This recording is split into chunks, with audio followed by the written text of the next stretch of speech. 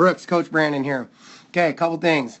One, like this. I really like seeing the elbow move back and the hands move back, and you gather energy.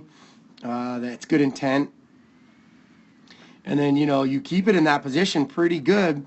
Things are, Ted Williams hit with his hands about right here. And so, I'm not going to say that it's a bad thing.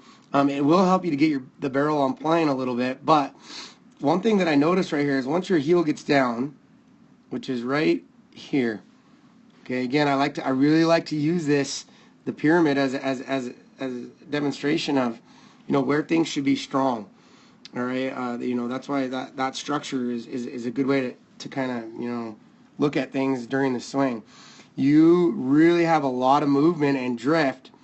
I mean, if we mark your head, what was about? Let me mark the front of your chin here and the front hip here.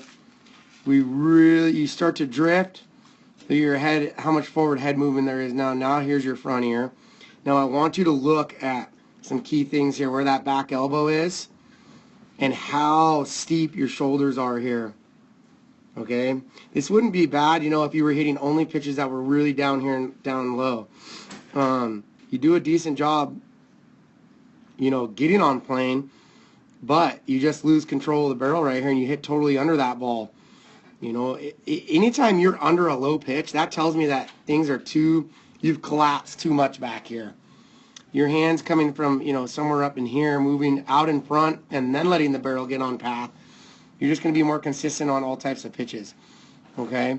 And same thing, here's a better, you get late on this one, there's very little rotation here. That contact. Your back elbow is stuck behind you. Okay? You have, your chest is still, facing the plate. Your belly button on every pitch should be minimum somewhere between second base and back towards the pitcher.